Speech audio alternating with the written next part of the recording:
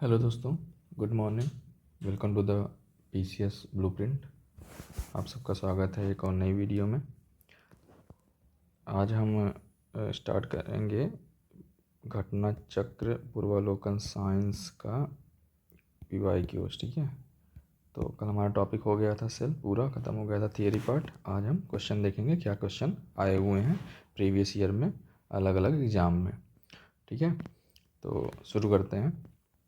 पहला क्वेश्चन है कि विच ऑर्गेनल यानी कौन सा अंगक है कोशिका में, cell, which organelle in the cell कोशिका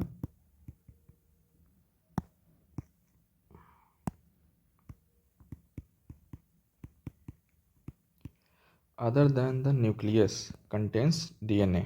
ठीक है, तो कल हम लोगों ने पढ़ा था कि न्यूक्लियस में, न्यूक्लियस क्या होती है, डबल मेम्ब्रेन होती है, उसमें न्यूक्लियोलस होता है, क्रोमोसोम यानी DNA होता है, और न्यूक्लियर पोर ऐसे होते थे। ये हमने कल पढ़ा था। ठीक है, तो इसमें पूछा है कि और कहाँ पे सेल में जो है वो DNA पाया जाता है।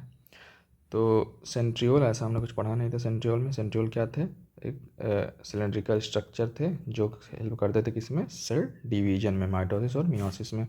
लाइसोसोम हमने पढ़ा था, इसको बोला गया था सुसाइडल बैग, जिसमें एंजाइम्स भरे होते थे। तो यहाँ पे अभी हमने नहीं पढ़ा था।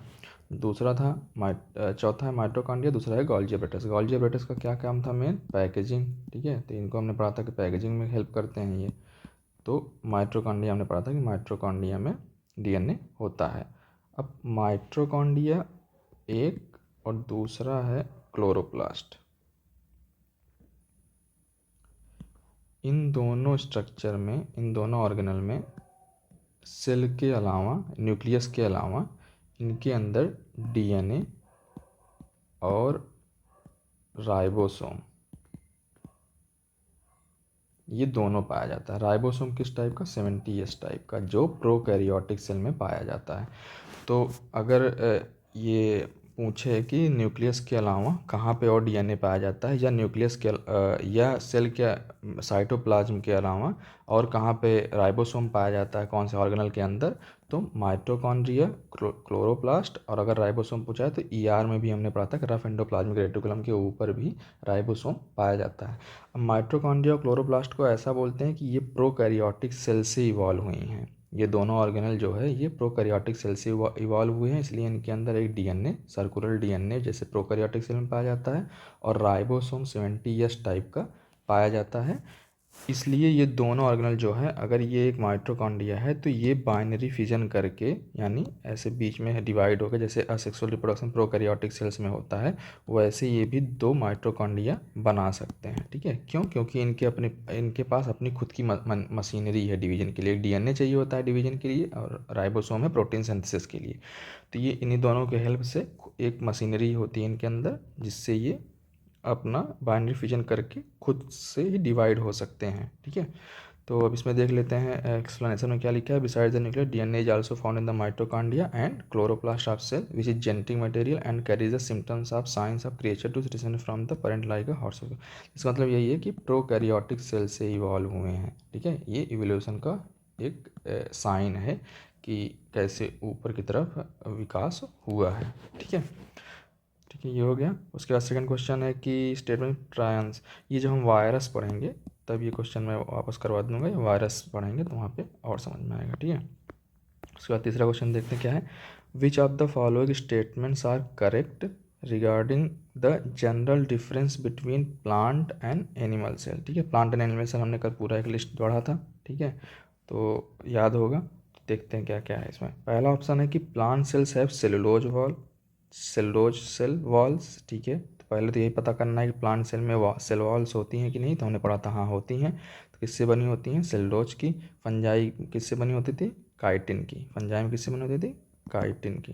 ठीक है, याद है ना, नहीं याद है तो पिछला वीडियो देख लीजिए, उसमें सब क्लियर बताया हुआ हूँ। ठीक है, तो plant cells have cellulose cell wall, ठीक बात है। While animal cells do not, सही बात है। ठीक है, उसके बाद है कि plant cells do not have plasma membrane, plant cells do not have, ठीक है, प्लाज्मा मेम्ब्रेन नहीं, ये तो गलत बात है। हमने पढ़ा था प्लाज्मा मेम्ब्रेन जिस टाइप की सेल हो, चाहे प्रोकैरियोटिक सेल हो, चाहे यूकैरियोटिक सेल हो, चाहे एनिमल सेल हो, चाहे प्लांट सेल हो, हर एक सेल्स में जो है प्लाज्मा मेम्ब्रेन तो पाई ही जाती है।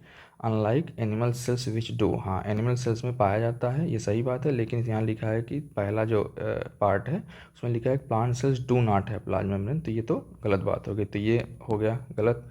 ठीक है, अब अगर दूसरा ऑप्शन देखें किस में है तो ये हट जाएगा, ये 2 है यहाँ पे, ये हट गया, 2 ये है हट गया, तो ये हट गया, तो तीसरा हो गया। हमको तीसरा स्टेटमेंट पढ़ने की ज़रूरत भी नहीं पड़ी। ठीक है, एलिमिनेशन टेक्निक से ऐसे हटा सकते हैं। आपने देखा दूसरा ऑप्शन गलत है, एलिमिनेट करिए कहाँ पे, दूसरा ऑप्शन है, हटा दीजिए उसको, तीसरा ऑप्शन बिना पढ़े सही हो गया, हमारा टाइम बच गया। ठीक है, लेकिन तीसरा ऑप्शन पढ़ लेते हैं कि mature plant cells has one large vacuole, ये हमने कल पढ़ा था कि प्लांट सेल में अगर सेल में देखा जाए तो बीच में सेल के सबसे बड़ी वैक्यूल पाई जाती है, while animal sales has many small vacuoles, ये भी सही बात है, या तो स्मॉल होती हैं या तो पाई ही नहीं जाती हैं। मैं आपको दिखा दूं, कल जब हम एनिमल और प्लांट सेल पढ़ रहे थे तो उसमें यही लाइन बताया था मैंने कि वैक्यूल, ये देखिए प्लांट सेल में लार्ज सेंट्रल वैक्यूल और स्मॉल और एब्सेंट इन एनिमल सेल्स। ठीक है, तो हमने सब पढ़ा हुआ है, वही सब क्वेश्चन आए हुए हैं, और वो भी पढ़े हुए हैं जो आगे क्वेश्चन आ भी सकते हैं, जरूरी नहीं कि क्वेश्चन अब रिपीट ही हों। ठीक है, तो उसके बाद देख लेते हैं इसमें क्या लिखा, cell wall is found in cell of plant, ठीक बात है, which is made up of cellulose, it provides the cell structure support, कल पढ़ा था हमने, protection, filtering mechanism, animal cells like cell wall, this statement was correct. The plasma membrane is a biological membrane that separates the interior of cells from the outside environment which protects the cell from its environment, ठीक बात, ये हम पढ़ा ही कल। Animal cells as well as plant cells है plasma membrane, ठीक है, animal cells as well as plant cells है प्लाज्मा मेम्ब्रेन, तो यहाँ पे और भी ऐड कर सकते हैं, प्रोकैरियोटिक सेल भी हो तो वहाँ भी होता है। ठीक है, चाहे मतलब जिस टाइप की सेल हो प्लाज्मा मेम्ब्रेन तो होता ही है। उसके बाद वैक्यूल वाला हमने देख लिया, और कुछ लिखा नहीं है, वही है सब लिखा जो हमने पढ़ा हुआ है। ठीक है, चौथे क्वेश्चन पे आ जाते हैं, how does the plant cell differ from the animal cell, फिर वही सेम रिपीटेड क्वेश्चन है। माइटोकॉन्ड्रिया सब में पाया जाता है, माइटोकॉन्ड्रिया किसमें नहीं पाया जाता है, प्रोकैरियोटिक सेल में नहीं पाया जाता है। ठीक है, प्रोकैरियोटिक कोशिका में नहीं पाया जाता है, जंतु कोशिका और पादप कोशिका दोनों में पाया जाता है माइटोकॉन्ड्रिया। ठीक है, उसके बाद क्या है, दूसरा है सेल वॉल। ठीक है, कोशिका भित्ति, तीसरा प्रेजेंस ऑफ प्रोटोप्लाज्म मतलब साइटोप्लाज्म तो भाई हर एक सेल में पाया जाएगा, और हर सेल्स सब तो सेल से ही बने हैं, तो साइटोप्लाज्म जो है तो हर जगह पाया जाएगा, ये भी बात सही है, मतलब ये तो दोनों में पाया जाता है। सेल न्यूक्लियस ये भी दोनों में पाया जाता है, ये भी बात सही है, तो क्या नहीं है, सेल वॉल। ठीक है, सेल वॉल किस में होता है, प्लांट सेल में होता है, किससे बना होता है, सेलुलोज का। ठीक है, अब क्वेश्चन क्या आ सकता है, अब क्या आ सकता है, ये तो आ ही गया। अब जैसे स्टेटमेंट वाइज क्वेश्चन चले हैं तो ऐसे क्या पूछ सकता है, एक स्टेटमेंट दे देगा कि प्लांट सेल जो है, प्लांट सेल वो बने होते हैं, उनमें पाया जाता है सेल वॉल। ठीक है, एक स्टेटमेंट दे देगा। दूसरा स्टेटमेंट क्या दे देगा, दूसरा स्टेटमेंट कि जो प्लांट सेल की सेल वॉल होती है, प्लांट सेल वॉल जो होती है वो काइटिन से बनी होती है। ये दो स्टेटमेंट दे दिया। अब क्वेश्चन पूछ लेगा पहला कि ओनली ए, बी हो जाएगा only B, both A and B. ठीक है, ऐसे स्टेटमेंट बना देगा, तो इसे पता करना पड़ेगा प्लांट सेल में भाई सेल वॉल पाया जाता है, ठीक है, लेकिन प्लांट सेल वॉल काइटिन बनी होती है नहीं, फंजाई की जो होती है, फंगा जो होते हैं उनकी सेल वॉल काइटिन बनी होती है, प्लांट सेल वॉल किससे बनी होती है, सेलुलोज की। तो ये अब ऐसे ध्यान करके पढ़ाई करना है कि अब क्या पूछ सकता है। ठीक है, ये तो क्वेश्चन, अब यही क्वेश्चन ऐसे ही रिपीट होंगे, जो एक बार आए हुए हैं उसमें थोड़ा सा ट्विस्ट करके नए क्वेश्चन बना दिए जाएंगे। ठीक है, तो ये क्लियर हो गया क्वेश्चन। ठीक है, कि प्लांट सेल में सेल वॉल पाई जाती है। ठीक है, ऊपर फिर वही एक्सप्लेनेशन सेम ही होगा। क्या explanation, a plant cell is different from animal cells mainly on the basis of the cell wall, the outer cell in plant cell which is made from cellulose in green plast known as cell wall which is not found in animals except this green plastids are also found। बाकी और भी हमने जो पढ़े हुए थे plastid पाए जाते हैं, तो ऐसे तो हमने बहुत ही डिफरेंसेस पढ़े थे, वो एक बार पीडीएफ देख लीजिएगा। ठीक है, उसके बाद पांचवा क्वेश्चन क्या है, which is not found in animal cell, फिर सेम क्वेश्चन सेम टाइप का रिपीट। ठीक है, cell wall of cellulose, nucleus, mitochondria, none of the nucleus तो पाया जाता है, माइटोकॉन्ड्रिया पाया जाता है, क्या नहीं पाया, सेल वॉल ऑफ सेलुलोज। तो अब यही ध्यान रखना है आपको, जो पीडीएफ में है उसमें जितने डिफरेंसेस दिए हैं और कौन चीज़ कैसे किससे बना हुआ है सब ध्यान रख के, ताकि ये क्वेश्चन रिपीट हो तो हम उसको भी सॉल्व कर सकें। अब यही सेम सेम क्वेश्चन नहीं रिपीट होगा, मैंने बताया ना कैसे क्वेश्चन दोबारा बन सकता है। ठीक है, तो ये ध्यान रखते हुए पढ़ाई करना है। छठा क्वेश्चन क्या है, which part of the animal cell is called powerhouse. ये तो सबको पता है, बचपन से ही सबसे पहले यही पढ़े थे। तो ये क्या हो गया, माइटोकॉन्ड्रिया। अब पावर हाउस क्यों बोलते हैं एकदम डिटेल में पढ़ेंगे हम जब इसको प्लांट फिजियोलॉजी पढ़ेंगे। प्लांट फिजियोलॉजी में जब रेस्पायरेशन पढ़ेंगे तब पढ़ेंगे। हल्का सा मैं आपको हिंट यहाँ दे रहा हूँ कि माइटोकॉन्ड्रियम क्या होता है। पहले ये एक सेल है, ठीक है, और ये साइटोप्लाज्म हो गया। यहाँ पे मान लीजिए माइटोकॉन्ड्रिया है ये, ठीक है। तो साइटोप्लाज्म में सबसे पहले सेलुलर रेस्पायरेशन जो होता है, सेलुलर रेस्पायरेशन, कोशिकीय श्वसन, ठीक है। तो ये सबसे पहले स्टार्ट होता है साइटोप्लाज्म। साइटोप्लाज्म में एक साइकिल चलती है, ग्लाइकोलिसिस साइकिल, ठीक है। तो ग्लाइकोलिसिस से जो बनता है लास्ट सब्सटेंस, ठीक है, पायरुवेट, ठीक है, वो जाता है माइटोकॉन्ड्रिया में। तो यहाँ चलता है एक क्रेब्स साइकिल, क्रेब्स साइकिल। तो क्रेब्स साइकिल से ही एटीपी जनरेट होता है। तो एटीपी से ही हमको एनर्जी मिलती है। तो इसलिए इसको बोलते हैं power house of the cell, क्योंकि हमको एनर्जी क्या है, पावर, एनर्जी से ही हमको पावर मिलती है। तो इसलिए उसको बोलते हैं power house of the cell.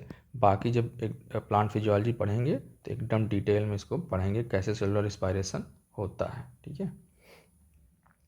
उसके बाद क्या है इसमें कि एक्सप्लेनेशन से done, plant cell both contain cell membrane, पता है, cytoplasm, nucleus. The nucleus has two major function, it store the cell's hereditary material DNA and coordinates the cell activities within cell. The mitochondria is a membrane bound organelle found in eukaryotic cell. वही चीज़ सब लिखा हुआ है, power house of the cell, कुछ नई बात नहीं है। जनरेट एनर्जी थ्रू रेस्पायरेशन, ठीक है, ड्यूरिंग सेलुलर रेस्पायरेशन, ठीक है। जब कोशिकीय श्वसन होता है तो एटीपी प्रोड्यूस होता है, तो एटीपी से ही हमको पावर मिलता है, एनर्जी मिलती है, ठीक है, इसलिए इसको बोलते हैं। फिर वही सेम क्वेश्चन है कि power house of the cell किसको बोलते हैं, ठीक है। तो माइटोकॉन्ड्रिया, राइबोसोम। राइबोसोम क्या काम था, प्रोटीन सिंथेसिस, ठीक है, ribosome protein synthesis. Cell membrane substance को इधर उधर करने के लिए, सेल के बाहर सेल के अंदर एक कोऑर्डिनेशन। सेंट्रोसोम माइटोसिस और मियोटिक डिवीजन में, यानी सेल डिवीजन में। किसका क्वेश्चन है, आर ओ का क्वेश्चन है, इतना सिंपल क्वेश्चन। लेकिन अब तो इस टाइप के क्वेश्चन जैसे 2023 का पेपर था, 2024 का PCS का पेपर था, तो इस टाइप के क्वेश्चन तो अब एक आध दो आ जा रहे हैं, बाकी तो स्टेटमेंट वाइज ही क्वेश्चन आ रहे हैं। अब जैसे इसी क्वेश्चन को अगर पूछना हो अब, तो कैसे घुमा के पूछ सकता है, ठीक है। तो अब वैसे माइटोकॉन्ड्रिया का लिख देगा कि भाई माइटोकॉन्ड्रिया क्या होता है, सेलुलर रिस्पायरेशन में हेल्प करता है, ठीक है। माइटोकॉन्ड्रिया सेलुलर रिस्पायरेशन में हेल्प करता है, इसलिए इसको power house of the cell बोलते हैं। तो ये एक असर्शन रीजन का क्वेश्चन तैयार हो जाएगा, ठीक है। उसके बाद फिर वही same repeat question, the power house of the cell is mitochondria. Plasma membrane is built up of, ये हमने कल पढ़ा था। प्लाज्मा मेम्ब्रेन, प्लाज्मा मेम्ब्रेन क्या बताया था मैंने कि प्लाज्मा मेम्ब्रेन एक बाई लेयर होती है, किसकी, लिपिड की, लिपिड यानी वसा की बाई लेयर होती है, लिपिड बाई लेयर। और ऐसे इसमें प्रोटीन होते हैं जो एक्टिव और पैसिव ट्रांसपोर्ट में हेल्प करते हैं, और ऐसे फास्फोलिपिड की चेन लगी होती है और कुछ शुगर्स भी ऐसे लगे होते हैं, ठीक है। तो ये पूछा प्लाज्मा मेम्ब्रेन किससे मिलके बनी होती है, ठीक है। तो पहला है प्रोटीन, सही बात है, प्रोटीन भी होता है। लिपिड, सही बात है, बाई लेयर होती है लिपिड की, ये भी ऑप्शन सही है, ठीक है। तीसरा है कार्बोहाइड्रेट, और तीसरा है बोथ 1 एंड B, ठीक है। तो इसका एकदम अप्रोप्रिएट आंसर क्या होगा, प्रोटीन एंड लिपिड, यानी both A and D। The cell membrane also known as plasma membrane is a biological membrane that separates the interior of cell from the outside membrane, ठीक है। It composed of two layers यानी bilayer, two layers of phospholipid and embedded with protein. Embedded मतलब ऐसे structure कि इसमें घुसे हुए होते हैं, धसे हुए होते हैं, कुछ ऐसे, कुछ आधे, कुछ पूरे, ठीक है। तो ये क्वेश्चन हो गया, ठीक है। उसके बाद 10वां क्वेश्चन आ जाते हैं, IS का, which of the following cell organelles play the most significant role in protein synthesis. Protein synthesis याद है ना, कल बताया था। ठीक है, तो लाइसोसोम एंड सेंट्रोसोम। लाइसोसोम तो बताया था मैंने कि किसमें, ये सुसाइडल बैग है, ये वेस्ट सेल्स को या डेड सेल को ये ख़त्म करने में या साफ़ सफाई में काम आते हैं, तो इसके अंदर एंजाइम होते हैं, इसलिए इसको सुसाइडल बैग बोलते हैं।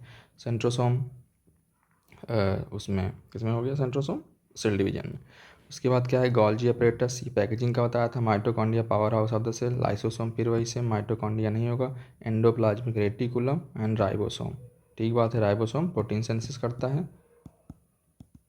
अब यहाँ एंडोप्लाज्मिक रेटिकुलम जगह और अप्रोप्रिएट लिखना था तो लिख सकता था रफ एंडोप्लाज्मिक रेटिकुलम, क्योंकि रफ एंडोप्लाज्मिक रेटिकुलम के ऊपर ही राइबोसोम पाए जाते थे जो प्रोटीन सिंथेसिस करते थे, और उस एंडोप्लाज्मिक रेटिकुलम के ऊपर जिस पे राइबोसोम नहीं पाए जाते थे उसको वो क्या बोलते थे, स्मूथ एंडोप्लाज्मिक रेटिकुलम, जिससे क्या बनता था, लिपिड का सिंथेसिस होता था। ठीक है, ये सब हम पिछली क्लास में सब पढ़ चुके हैं, बहुत इजी क्वेश्चन आए हुए हैं, सब कुछ बहुत टिपिकल नहीं है कि याद नहीं होगा, वही चीज़ें बार बार रिपीट हुई हैं। एक दो बार PDF पढ़ लीजिए, क्लास देख लीजिए एक दो बार, आप आराम से सारी चीज़ें आपके एक ही बार में हमेशा के लिए सब याद हो जाएंगी। ठीक है, उसके बाद एक क्वेश्चन आया हुआ IS में। ठीक है, उससे पूछा गया था cellular and molecular control of programmed cell death are known as. ठीक है, तो एजिंग नहीं होता है, एजिंग मतलब कि ये तो उम्र बढ़ना। डिजनरेशन होता है कि चीज़ धीरे धीरे घटना, कम होना, जैसे कोई स्ट्रक्चर ऐसे है तो कुछ पार्ट हटा, फिर कुछ पार्ट हटा, फिर कुछ पार्ट हटा। एपोप्टोसिस जो है इसको बोलते हैं सेल डेथ, सेल डेथ का ही टर्म होता है एपोप्टोसिस। ठीक है, एपोप्टोसिस। तो इसमें होता क्या है कि ये इंटरसेलुलर प्रोग्राम होता है, ये मीडिएटेड होता है आपस में सेल से।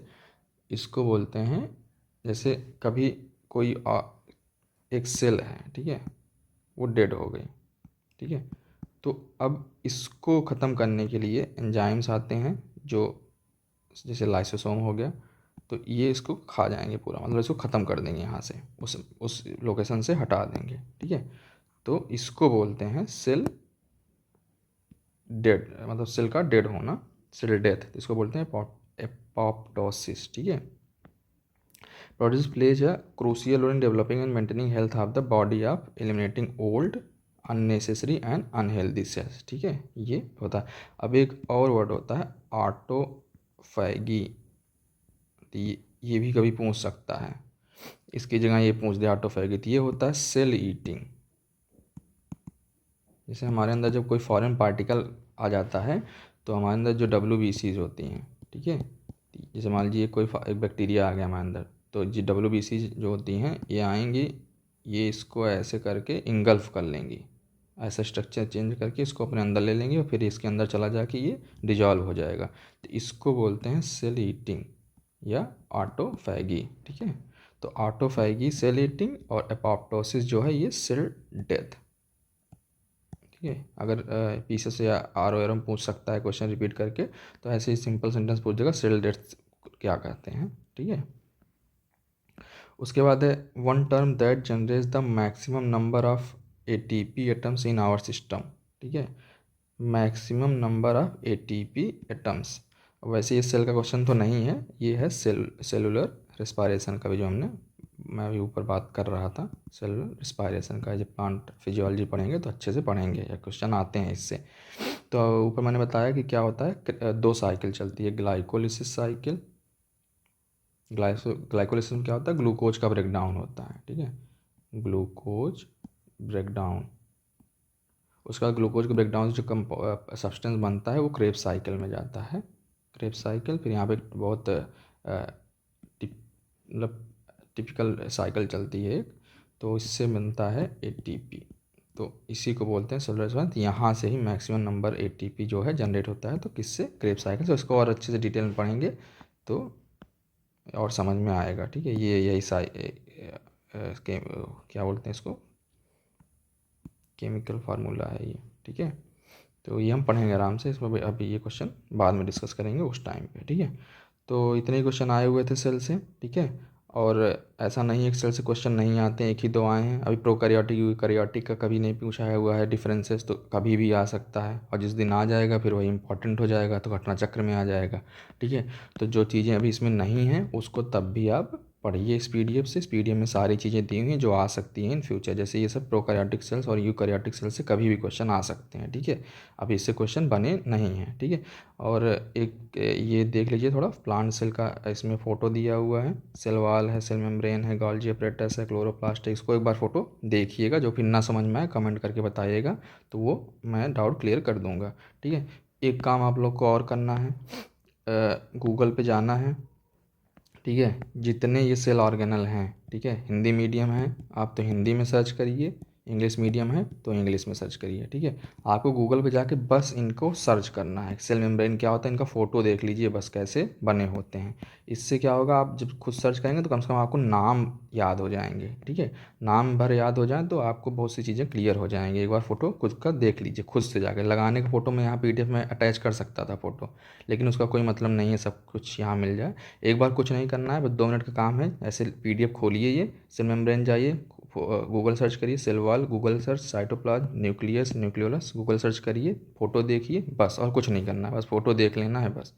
ठीक है, तो आज इतना ही रहने देते हैं। कल हम शुरू करेंगे नया chapter cell division. Cell division भी बहुत इंपॉर्टेंट है बाकी बायोज की चीज़ों को समझने के लिए। क्वेश्चन तो अभी हमको लग रहा है नहीं आया हुआ है, एक दो क्वेश्चन कभी आया हुआ है, लेकिन इम्पॉर्टेंट है। अब क्वेश्चन आ सकता है जिस हिसाब से पेपर बन रहा है। ठीक है, तो कल हम शुरू करेंगे सेल डिवीज़न। तब तक के लिए इतना ही आज रहने देते हैं। पढ़ाई करते रहिए आप लोग, एग्ज़ाम बस 2-3 महीना ही है। अगर एग्ज़ाम डेट आ जाएगा जल्दी तो ये सब आपका तैयार रहेगा, अच्छे से बस रिवीजन करना रहेगा। ठीक है, तो आज इतना रहने देते हैं। ठीक है, पढ़ाई करते रहिए, बाय बाय। ठीक है, धन्यवाद क्लास देखने के लिए। और हाँ, एक चीज़ और, लाइक सब्सक्राइब कर दीजिए, नया चैनल है, ताकि थोड़ा सपोर्ट बनाए रखिए, ताकि मुझे भी एक मोटिवेशन मिलता रहे। ठीक है, धन्यवाद।